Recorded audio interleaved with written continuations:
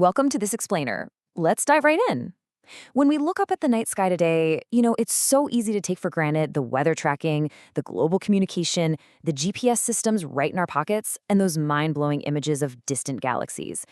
But none of that modern convenience was guaranteed. Today, we're going to unpack the fascinating story of the iconic American Space Agency. We'll be charting a course through 10 key milestones that completely define an era. It's a story of raw courage, staggering engineering, and an absolute refusal to accept the impossible. It's a question that honestly still boggles the mind. How did humanity go from dreaming the stars to actually walking on the moon in just 11 short years? Well, we're going to explore humanity's fastest and arguably most dangerous technological sprint, which was heavily fueled by the intense geopolitical pressures of the Cold War. In the late 1950s, the Soviet Union totally shocked the world by launching Sputnik, the very first artificial satellite.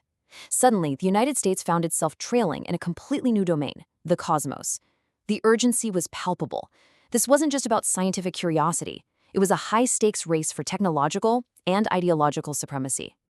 And that intense pressure brings us to our very first major milestone. It all started on July 29, 1958, when President Dwight D. Eisenhower signed the National Aeronautics and Space Act. What is so profound about this moment is the specific direction Eisenhower chose. He was really distrustful of what he would later call the military-industrial complex, so he insisted the new agency be completely civilian. He wanted it controlled by scientists, not generals or intelligence officials, with an ultimate aim that wasn't war, but peace. With the stroke of a pen, NASA was officially born. That foundational vision for peace ultimately pushed the boundaries of discovery from our home planet all the way out to the Martian surface. The sheer breadth of NASA's legacy is staggering. On one hand, we gained this incredible perspective of Earth's fragile beauty from orbit, which fundamentally shifted how we view our place in the universe. On the other, we have the mechanical triumph of a rover carving tracks into the dusty, alien terrain of Mars. It is a true testament to an organization that embodies humanity's boundless curiosity. But to actually achieve those modern marvels, they had to go through an agonizingly difficult, step-by-step sequence of firsts. Between 1958 and 1962, NASA had to figure out how to put objects in orbit, launch humans into the vacuum of space, and crucially, bring them back alive. To pull off this monumental task, NASA became operational in October 1958 with 8,000 employees and an incredibly modest initial budget of just $100 million. When you consider the hundreds of billions spent on space exploration today, that $100 million figure is almost hard to comprehend. They were absorbing existing aeronautical laboratories and military testing facilities, pulling together the brightest minds in the country, and essentially building an entire industry out of thin air, all while a ticking clock echoed in the background.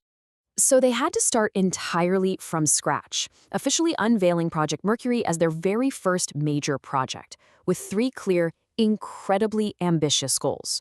First, successfully place a human in orbit around the Earth. Second, understand how spaceflight actually affects the human body. Think about this. At this point, doctors genuinely didn't know if a human could swallow, breathe, or even survive in zero gravity. And third, return both the astronaut and the vessel safely to Earth. These were the absolute foundational pillars upon which everything else would be built. The human faces of these early risks were the Mercury 7 astronauts. These guys were the ultimate test pilots, the absolute best of the best, volunteering to be quite literally strapped to the top of experimental, highly explosive rockets. They knew the risks, they knew the failure rates of these early launch vehicles were high, but they also knew that without their willingness to be the ultimate guinea pigs, the dream of reaching the moon would never be realized. This brings us to our second key milestone.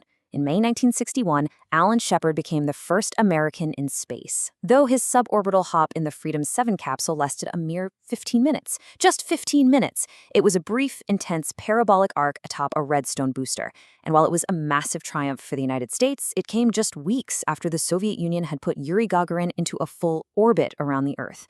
The US was finally on the board, but they were definitely still playing catch-up. Let's fast forward to 1962 and see how this builds, bringing us to milestone number 3. John Glenn achieved a much longer, nearly 5-hour orbital flight around the globe. Riding the larger, far more powerful Atlas rocket, Glenn orbited the Earth 3 times in his Friendship 7 spacecraft. This was the moment America truly matched the Soviet orbital capability. Glenn's successful flight proved that NASA's machinery could sustain human life in orbit for extended periods, which completely set the stage for the highly complex rendezvous and docking maneuvers that would eventually be required to reach the moon. The progression from those early flights was incredibly rapid, hitting our fourth milestone. By 1965, Ed White was literally floating free in the vacuum of space, maneuvering with a handheld jet of gas known as a zip gun. This was during the Gemini program, which was all about testing the advanced techniques needed for Apollo. While the Soviets had achieved a spacewalk slightly earlier, White's extravehicular activity went incredibly smoothly and produced some of the most stunning, iconic photographs of a human being floating alone above the Earth. It signaled a major shift. NASA was finally taking the lead in the space race. All of this relentless innovation culminated in our fifth, and perhaps most famous, milestone. On July 21, 1969, Apollo 11 successfully touched down on the surface of the moon. Over a decade of unimaginable effort, overcoming heartbreaking tragedies like the Apollo 1 fire, and pushing technology past its absolute limits, all led to this ultimate achievement. The 11-year sprint from a brand new agency to actual footprints on another celestial body was complete. Neil Armstrong's iconic words perfectly captured the gravity of a moment that completely redefined what humanity was capable of achieving. As he stepped off the ladder and delivered this quote, an estimated 600 million people, literally a fifth of the entire world's population at the time, watched live on television. It was an achievement that transcended national borders, fulfilling Eisenhower's original vision of an agency that embodied the peaceful, scientific ambition of the human race. But, amidst all that historical weight, there was some real levity too. While on the surface, Aldrin was bounding around to test the low gravity, figuring out the most efficient way to move in a totally alien environment. And hilariously, both men playfully rustled to set up the American flag. Because there is no wind on the moon, the flag had a telescoping boom arm to hold it out horizontally, and the two highly trained astronauts had to wrestle with this mechanical boom just to get it deployed properly in the rigid lunar soil. Building on that massive Apollo momentum, we reach our sixth milestone. NASA launched its first space station, Skylab, in 1973, and this provides a massive contrast in efficiency compared to the 12-year build of the modern International Space Station. Skylab was a stroke of absolute engineering genius. Instead of launching dozens of modules over a decade, NASA took the third stage of a massive Saturn V rocket, gutted it, refurbished it into a giant orbital workshop, and launched the entire station in a single day. Inside this repurposed rocket stage, astronauts conducted vital science, but also tested their hand-eye coordination by literally playing catch with floating blobs of water. Skylab allowed crews to live in space for weeks and months at a time, providing the long-duration biomedical data that Project Mercury could only dream of.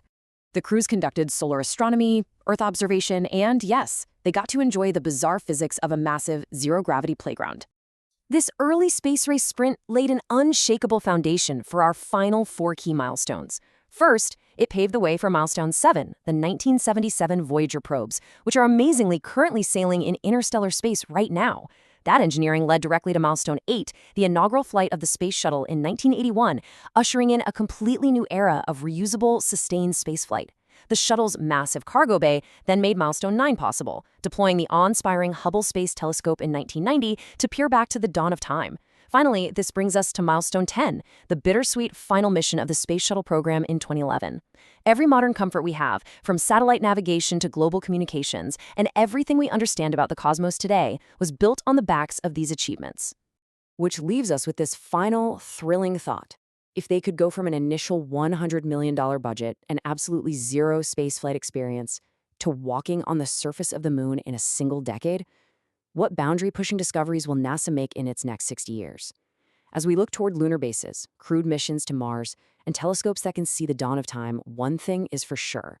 The sprint has only just begun, and its next chapter will reshape our world all over again.